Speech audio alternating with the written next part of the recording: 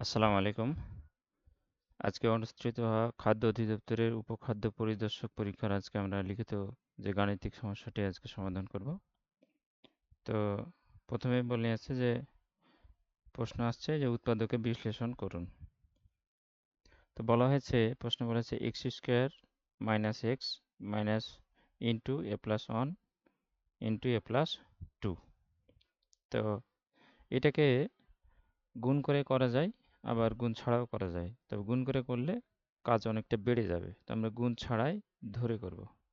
তো বলতে পারি যে এ প্লাস ওয়ান ইকাল টু যদি আমি পি ধরি, তাহলে এ প্লাস টু, তাহলে এটাকে আমি লিখতে পারি যে এ প্লাস ওয়ান প্লাস ওয়ান, অর্থাৎ আমি এটাকে লিখতে পারি যে পি প্লাস ওয়ান লিখতে পারি। তো এই যে পি প্লাস ওয়ান লিখলাম, অর্থাৎ কেন যে এইটুকু সমান আগেই আমরা কি পি ধরে নিয়েছিলাম এই যে এখানে। তাহলে আমরা দেখতে পাচ্ছি যে পি প্লাস ওয়ান আমরা তাহলে আমার যে সমীকরণটা ছিল যে x square minus x minus a plus one into a plus two,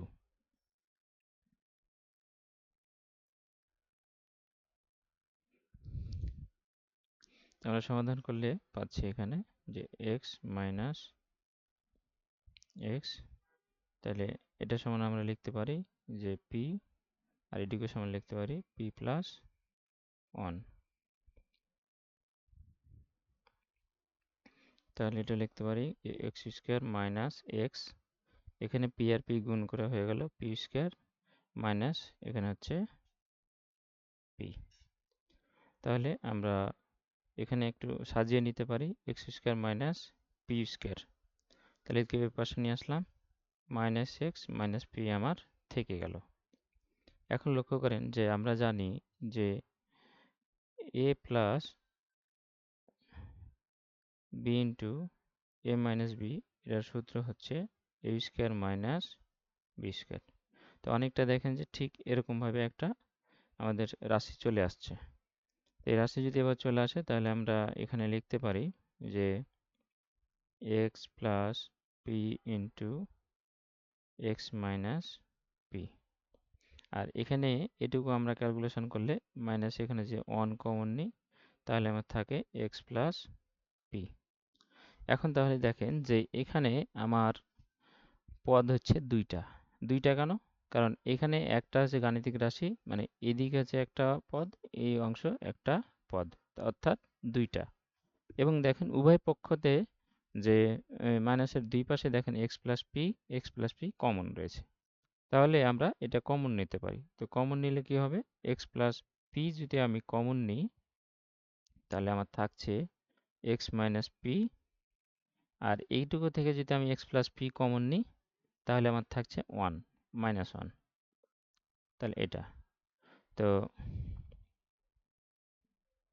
আমরা একটু সাইডে লিখি। তাহলে লক্ষ্য করেন এখন যদি আমি মান বসাই যে এক্স প্লাস পি, এটুকু ক্যালকুলেশন করলে পাবো x minus P minus one. আমরা পি এর মান এখন যদি আমরা বসিয়ে দিই, তাহলে দেখতে পাচ্ছি এক্স আর পি সমান এই যে আমরা ধরেছিলাম এ প্লাস ওয়ান, তাহলে আমরা লিখতে পারি যে এ প্লাস ওয়ান।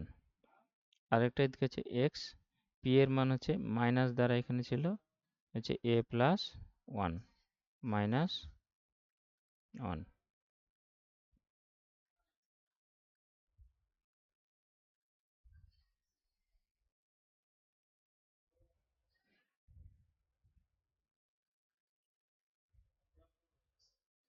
তাহলে দেখতে পাচ্ছি যে এক্স প্লাস এ প্লাস ওয়ান, আর এখানে হচ্ছে এক্স মাইনাস এ মাইনাস ওয়ান মাইনাস ওয়ান।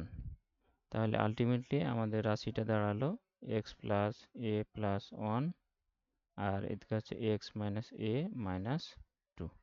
এটা হচ্ছে এই প্রশ্নের উত্তর। হুম, এরপরে ছিল প্রশ্নে বলা হয়েছে যে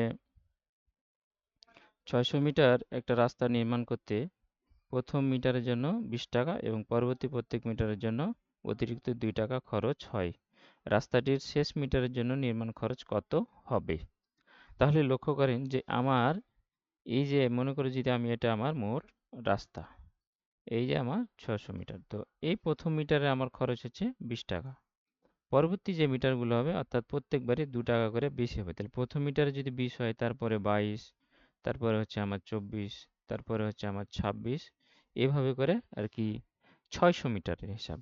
তো আমার কাছে প্রথম মিটারের হিসাব জানা আছে। এভাবে করে যদি আপনি ২ ২ করে বাড়ান, তাহলে অ্যারিথমেটিক প্রোগ্রেস এটা বলা হয়। তো অ্যারিথমেটিক প্রোগ্রেসে দেখা যাচ্ছে গ্যাপগুলা সমান করে আছে, দেখেন প্রত্যেকটা সমান করে আছে। তো এটা আমরা আমাদের সূত্র আছে যে n তম পদ, তাহলে n তম পদের সূত্র হচ্ছে a plus n minus one into D. তো ডি এর মান হচ্ছে যে তাদের অন্তর অর্থাৎ পার্থক্যটা।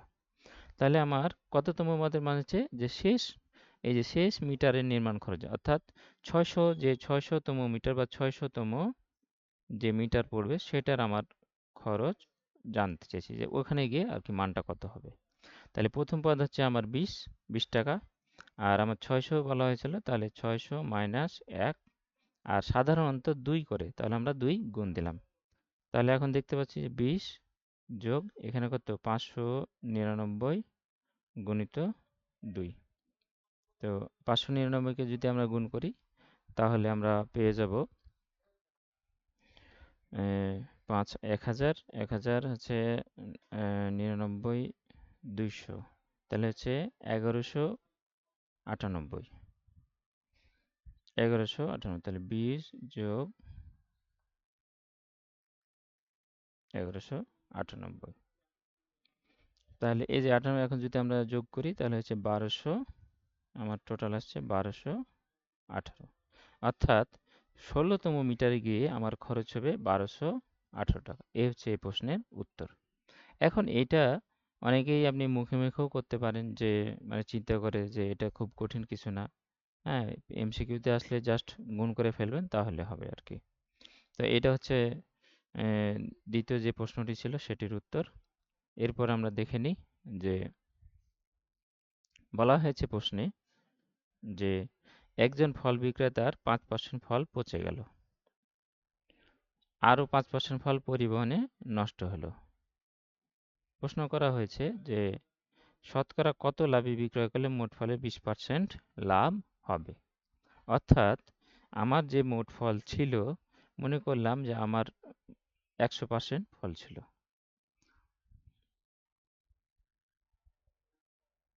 100% আমার ফল ছিল। তাহলে এখান থেকে ৫% ফল কি পচে গেছে, আর ৫% পরিবহনে নষ্ট হয়েছে। তাহলে আমার অবশিষ্ট ফল রইল কত?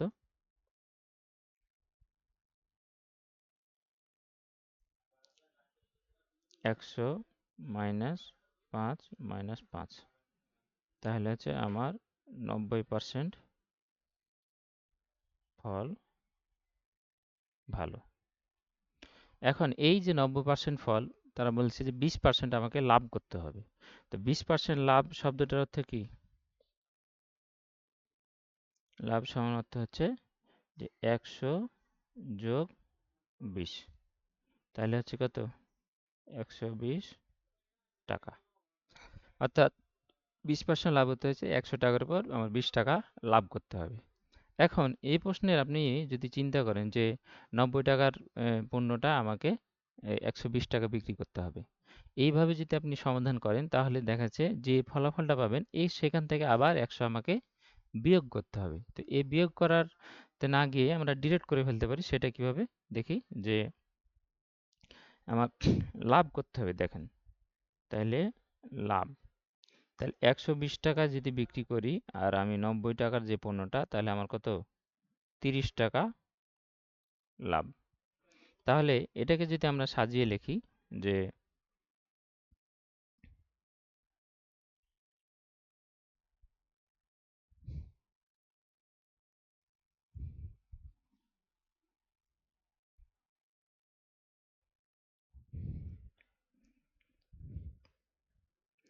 যে ৯০ টাকায়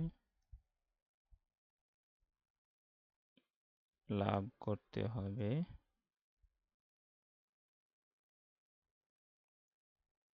30 টাকা। অতএব 1 টাকায় লাভ করতে হবে 30/90। অতএব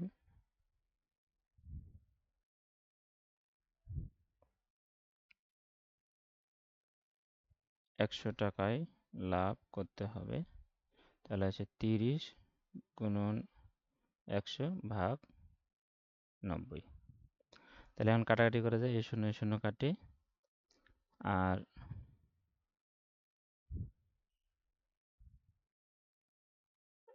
এই শূন্য শূন্য যদি কাটি আমরা 3 তিরিকে 9, আর এখানে 100 দ্বারা কাটি, তাহলে হচ্ছে 33.33%। অর্থাৎ এই প্রশ্নের উত্তর হচ্ছে 33.33%।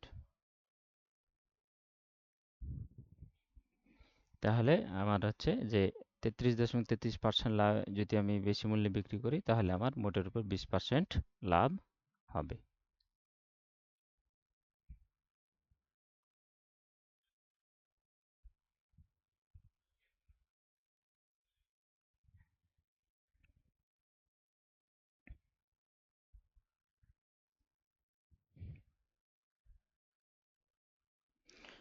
প্রশ্নে বলা হয়েছে যে 15 বছর পরে পিতার বয়স পুত্রের বয়সের দ্বিগুণ হবে, কিন্তু কিন্তু কিন্তু 5 বছর পূর্বে পিতার বয়স পুত্রের বয়সের 4 গুণ ছিল। তাদের বর্তমান বয়স কত? তাহলে এখন লক্ষ্য করেন যে 15 বছর পরে পিতা পুত্রের বয়সের দ্বিগুণ হবে, কিন্তু 5 বছর পূর্বে পিতার বয়স পুত্রের বয়সের 4 গুণ ছিল। তো এইটা আপনি দুইভাবে করতে পারেন। হ্যাঁ, তো দুইভাবে করা যায়, তবে সবচাইতে বেস্ট হচ্ছে যে আপনি অনুপাত ধরে করে ফেলা। তো দেখি, প্রশ্নে বলা আছে 5 বছর পূর্বে পিতার বয়সের 4 গুণ ছিল। তাহলে আমরা লিখতে পারি যে 5 বছর পূর্বে পিতা ও পুত্রের বয়সের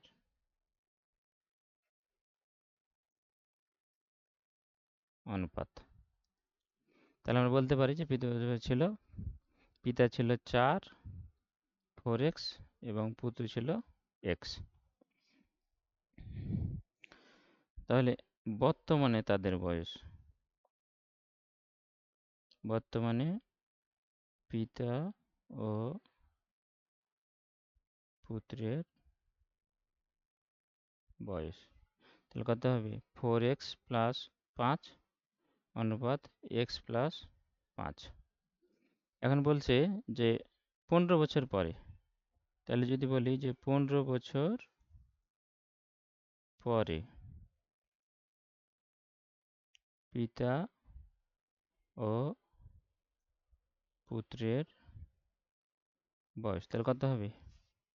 4x প্লাস 5 প্লাস 15, আর এখানে হচ্ছে x প্লাস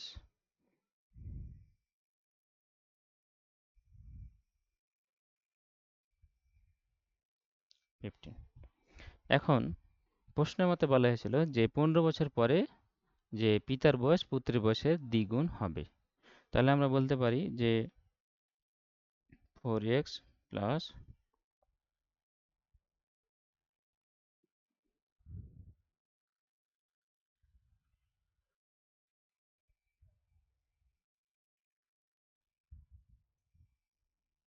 2:1। এখন এটা যদি আমরা সমাধান করি, বা তাহলে হচ্ছে 4x প্লাস 20, এদিকে হচ্ছে x প্লাস 40, বা 4x মাইনাস এদিকে 2x, আর এদিকে 40 মাইনাস 20। তাহলে আমরা বলতে পারি বা 2x ইকাল টু কত? 20, বা x ইকাল টু 10। এখন আমার জানতে চাওয়া ছিল যে তাদের বর্তমান বয়স কত। তো এই যে বর্তমান বয়স কত আমরা এখানে অঙ্কন করেছিলাম না, যে পিতার হচ্ছে 4x+5 আর পুত্রের হচ্ছে x+5। তাহলে আমরা বলতে পারি যে পিতা কত, 4 × 10 + 5, অর্থাৎ হচ্ছে 45। আর পুত্র আমার হচ্ছে +5, অর্থাৎ 10 + 5 সমান হচ্ছে 15 বছর। তো এটা হচ্ছে পিতার বয়স এবং এটা হচ্ছে পুত্র বয়স। এটা হচ্ছে প্রশ্নের উত্তর। তো এভাবে দ্রুত করে ফেলতে পারবেন। তো এছাড়াও হচ্ছে যে বাজারে কিছু কিছু সলিউশন দেখবেন খুব কঠিন করে দেওয়া আছে। তবে আমি বলবো যে অনুপাত দিয়ে খুব সহজে এগুলো হ্যান্ডেল করা যায় এবং পরীক্ষাতে আপনি অন্যদের চেয়ে এগিয়ে থাকবেন এইভাবে যদি দ্রুত উত্তর করতে পারেন। তো আজকে এ পর্যন্তই। আল্লাহ হাফেজ।